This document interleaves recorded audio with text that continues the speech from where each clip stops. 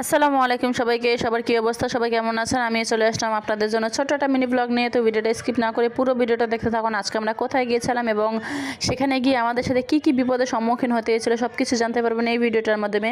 আর যারা আমার চ্যানেলটিতে নতুন আছেন অবশ্যই আমার চ্যানেলটিকে সাবস্ক্রাইব করে দেবেন। ভিডিও ভালো লাগলে লাইক কমেন্ট এবং শেয়ার করে দিয়ে আমার পাশে থাকবেন। তো আমার মামা দুদিন আগেই ভোলা থেকে আমাদের বাসায় এসেছিল ডক্টর দেখানোর জন্য। তো আজকে আমার মামি আবার গ্রাম থেকে আসতেছে, তাকেও ডক্টর দেখানো হবে। যেহেতু সে রাতের বেলা আসতেছে, এই কারণে আমি আর আমার ছোটো মামা তাকে আনতে যাচ্ছিলাম সায়দাবাদের ওদিকে।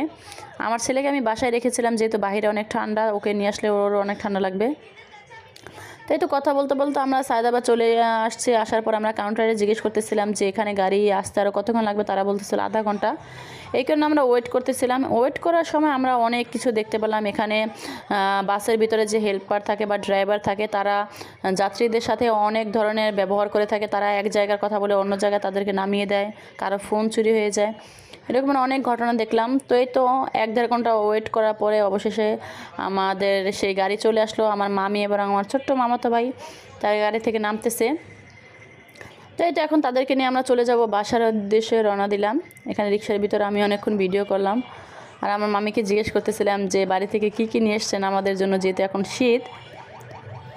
তো এই তো শীতে আমরা কেউ কথা বলতে পারতেছিলাম না। আমরা যাচ্ছিলাম বাসার দিকে। এদিকে রাস্তার ভিতরেও হালকা একটু জ্যাম ছিল। তো এই তো এর ভিতরে আবার আমার মামা আমাদের জন্য পিৎজা কিনছিল। দোকান প্রায় বন্ধের দিকে, কিন্তু তারপরও কিচ্ছু করার নাই, সে কিনবেই। তাকে অনেকবার নিষেধ করেছি। মামা আমাদের বাসায় আসলে আমাদেরকে এইটা ওটা খাওয়ানোর জন্য পাগল হয়ে যায়। তো এই তো এখানে 2টা পিৎজা আনছে, এখানে একটা বড় পিৎজা আর একটা ছোট্ট। তো যেহেতু আমাদের বাসায় অনেক লোক, তো সবার জন্য নিয়ে এসেছে। আবার বাসায় অনেকে এগুলো খায়ও না, কিন্তু আমার অনেক পছন্দ, আমার মার অনেক পছন্দ। তো তারপর আমরা বের করতেছিলাম যে গ্রাম থেকে কী নিয়ে আসছে। এখানে একটা হাঁস আর একটা মুরগি নিয়ে আসছে। যেহেতু শীত, হাঁস খেতে অনেক ভালো লাগবে।